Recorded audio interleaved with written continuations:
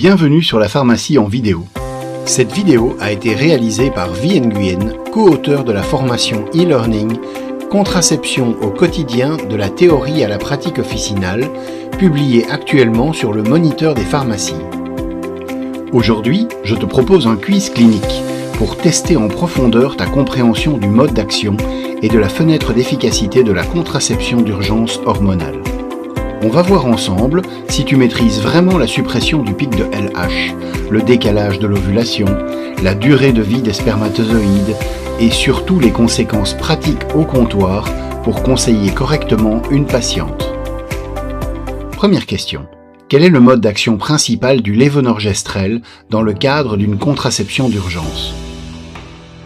A. Il provoque une atrophie de l'endomètre, rendant la muqueuse utérine impropre à l'anidation. B. Il bloque et ou retarde l'ovulation par la suppression du pic de l'hormone lutéinisante LH. C. Il interrompt une grossesse en cours en empêchant le développement embryonnaire. La bonne réponse est B. Explication. Le mode d'action principal du lévonorgestrel en contraception d'urgence est de bloquer et ou retarder l'ovulation par la suppression du pic de LH. Son efficacité est d'ailleurs limitée à une administration strictement pré-ovulatoire. Il ne peut agir que si la prise a lieu avant l'élévation de LH. Une fois le pic de LH amorcé ou l'ovulation survenue, le lévonorgestrel n'a plus d'effet contraceptif d'urgence. Pourquoi les autres réponses sont-elles incorrectes? A. Atrophie de l'endomètre. Ce n'est pas le mécanisme principal. Il s'agit d'un mécanisme mineur présumé, cité comme effet secondaire possible aux côtés de la modification de la glaire cervicale. C. L'interruption de grossesse. C'est faux. Ce médicament n'interrompt pas une grossesse en cours. Deuxième question. Après la prise d'une contraception d'urgence hormonale, l'ovulation est déplacée de quelques jours. Quelles conséquences pratiques cela implique-t-il pour la patiente? A.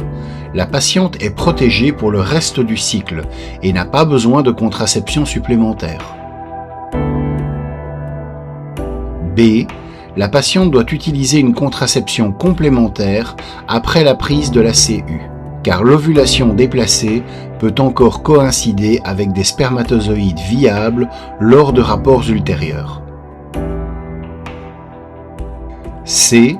La patiente doit prendre une deuxième dose de contraception d'urgence 48 heures après la première pour garantir l'efficacité. La bonne réponse est la réponse B. Explication. La contraception d'urgence déplace l'ovulation de quelques jours plus tard dans le cycle. Or, si la patiente a de nouveaux rapports non protégés après la prise de CU, les spermatozoïdes viables peuvent être présents au moment de cette ovulation décalée. Il y a donc un risque de fécondation. Le risque de grossesse persiste après la prise de la contraception d'urgence.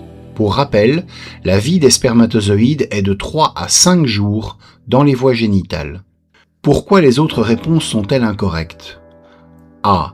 C'est l'erreur la plus fréquente chez les patientes. La CU ne protège que du rapport à risque qui a motivé la prise. Elle ne couvre pas les rapports suivants, car l'ovulation n'est que déplacée, pas supprimée. C. C'est faux. Il n'existe aucune recommandation de doubler la dose de CU à 48 heures. La prise est unique. Un comprimé de LNG ou du PA. Ce qu'il faut, c'est reprendre ou instaurer une contraception régulière, préservatif, pilule, etc., pour les jours suivants. Conseil au comptoir, toujours rappeler à la patiente que la pilule du lendemain ne protège pas des rapports futurs et qu'une contraception fiable doit être utilisée dès le lendemain de la prise. Troisième question. Concernant les fenêtres d'efficacité de la contraception d'urgence hormonale, quelle affirmation est correcte? A. Le lévonorgestrel a une fenêtre d'efficacité plus large que l'acétate du lipristal, UPA, car il agit même après le pic de LH. B. L'acétate du lipristal peut agir sur l'ovulation lors d'une prise avant le pic de LH, tandis que le lévonorgestrel, LNG, n'agit que lors d'une prise ou avant l'élévation de LH. C. Les deux molécules ont exactement la même fenêtre d'efficacité et sont donc interchangeables en toutes circonstances. La bonne réponse est B. Explication. Les deux molécules n'ont pas la même fenêtre d'efficacité. Le lévonorgestrel ne peut agir sur l'ovulation que lors d'une prise avant l'élévation de LH, phase folliculaire précoce. Dès que la LH commence à monter, il n'y a plus d'effet. L'ulipristal peut encore retarder l'ovulation lorsqu'il est pris après le début de l'élévation de LH, mais avant le pic, contrairement au lévonorgestrel qui n'agit plus à ce stade. C'est pourquoi, en officine, l'UPA peut être considéré comme théoriquement un peu plus efficace que le LNG immédiatement avant l'ovulation. Pourquoi les autres réponses sont-elles incorrectes? A. C'est l'inverse. Le lévonorgestrel a une fenêtre plus courte, jusqu'à l'élévation de LH seulement, pas plus large, et aucune des deux molécules n'agit après le pic de LH. C.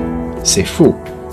Le graphique montre clairement que la fenêtre d'efficacité de l'ulipristal s'étend plus loin dans le cycle que celle du lévonorgestrel, jusqu'à peu avant le pic, contre jusqu'à l'élévation seulement. Point clé à retenir. Plus on s'approche de l'ovulation, plus l'ulipristal garde un avantage théorique sur le lévonorgestrel, ce qui peut orienter le choix du pharmacien au comptoir. Merci d'avoir regardé cette vidéo. Nous vous donnons rendez-vous dans la prochaine vidéo.